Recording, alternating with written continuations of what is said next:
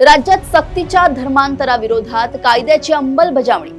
धर्मांतरापूर्वी 60 दिवस आधी जिल्हाधिकाऱ्यांना पूर्वसूचना देणे बंधनकारक। आंतरधर्मीय विवाहात अपत्याला लागू होणार आईचाच मूळ धर्म। धर्मांतराचा प्रयत्न फसला तरी गुन्हाच, नव्या कायद्यातील कडक तरतुदी। राज्यात बेकायदेशीर, सक्तीच्या आणि फसवणुकीच्या धर्मांतराला आळा घालण्यासाठी महाराष्ट्र धर्म स्वातंत्र्य कायदा 2026 अखेर अधिकृतपणे लागू झालाय। राष्ट्रपती द्रौपदी मुर्मू यांच्या मंजुरीनंतर आणि 30 जुलै रोजी राजपत्र प्रसिद्ध झाल्यानंतर या कायद्याची अंमलबजावणी सुरू झाली आहे। आंतरधर्मीय विवाह, मुलांचा धर्म, शिक्षेची तरतूद आणि पूर्व परवानगी यांसारख्या अनेक महत्त्वाच्या घटकांवर या कायद्याचा काय परिणाम होणार आहे याचा सविस्तर आढावा पाहूया। महाराष्ट्रात बेकायदेशीर, सक्तीच्या आणि प्रलोभनाद्वारे केल्या जाणाऱ्या धर्मांतरावर बंदी घालणारा महाराष्ट्र धर्म स्वातंत्र्य कायदा 2026 संपूर्ण राज्यात अंमलात आलाय।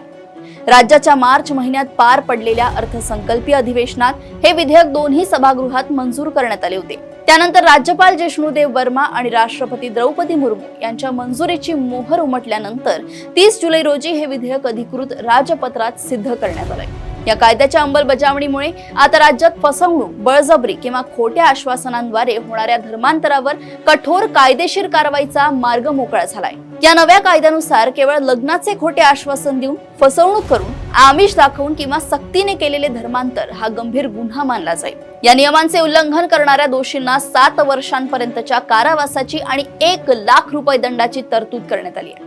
जर हाच गुन्हा पुन्हा केला गेला तर शिक्षेचा कालावधी 10 वर्षांपर्यंत वाढू शकतो। जर कोणाला स्वेच्छेने धर्मांतर करायचे असेल तर त्यांना धर्मांतराच्या किमान 60 दिवस आधी जिल्हा दंडाधिकाऱ्यांकडे लेखी पूर्वसूचना देणे बंधनकारक असणार आहे। तसेच धर्मांतरित व्यक्तीचे आई वडील, भाऊ बहीण किंवा रक्ताचे नातेवाईक या संदर्भात पोलिसात तक्रार नोंदवू शकतात। या कायद्यातील सर्वात महत्त्वाचा भाग म्हणजे आंतरधर्मीय विवाहातील अपत्याचा धर्म किंवा हक्क। बेकायदेशीर धर्मांतराद्वारे झालेल्या विवाहात जन्माला येणाऱ्या अपत्याला आईचा विवाहापूर्वीचा जो धर्म होता तोच धर्म लागू होणार आहे। मात्र मुलाचा धर्म आईचा असला तरी त्याला वडिलांच्या संपत्तीतील उत्तराधिकार आणि वारसा हक्क कायम मिळणार आहे। या व्यतिरिक्त अशा विवाहांमध्ये बाळाचा ताबा आईकडेच राहील आणि तिला कायदेशीर पोटगी मागण्याचाही संपूर्ण अधिकार असणार आहे। या विधेयकावरून राजकीय वर्तुळात संमिश्र प्रतिक्रिया उमटतायत। काँग्रेस, राष्ट्रवादी काँग्रेस, शरद पवार गट, समाजवादी पक्ष आणि CPIM यांनी या विधेयकाला विरोध दर्शवत ते संयुक्त निवड समितीकडे पाठवण्याची मागणी केली होती। विरोधकांनी हा कायदा गोपनीयतेच्या अधिकारावर घाला घालणारा आणि एका विशिष्ट समुदायाला लक्ष्य करणारा असल्याचा दावा केला होता। मात्र शिवसेना, ठाकरे गट यांनी या कायद्याला पाठिंबा दिला होता। या विरोधाला उत्तर देताना मुख्यमंत्री देवेंद्र फडणवीस यांनी स्पष्ट केले की या कायद्याचा उद्देश केवळ फसवणूक आणि सक्तीच्या धर्मांतराला आळा घालणे हाच आहे। स्वेच्छेने होणारे धर्मांतर किंवा प्रामाणिक आंतरधर्मीय विवाहांना लक्ष्य करणे हा याचा हेतू नाही।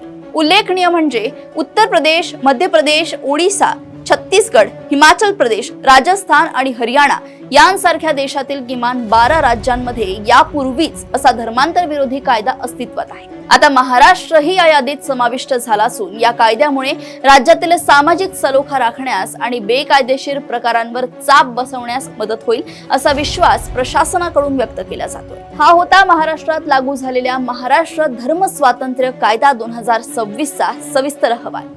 सक्तीच्या धर्मांतराला आळा घालतानाच दुसरीकडे वैयक्तिक स्वातंत्र्याचे रक्षण कसे होते हे पाहणे महत्त्वाचे ठरेल। या कायद्याबाबत आणि यातील तरतुदींबाबत आपले काय मत आहे हे नक्की सांगा। अशाच घडामोडी व अपडेट्स मी ऐश्वर्या आपल्यापर्यंत घेऊन येत राहील। तोपर्यंत बघत रहा देशोन्नती। नमस्कार।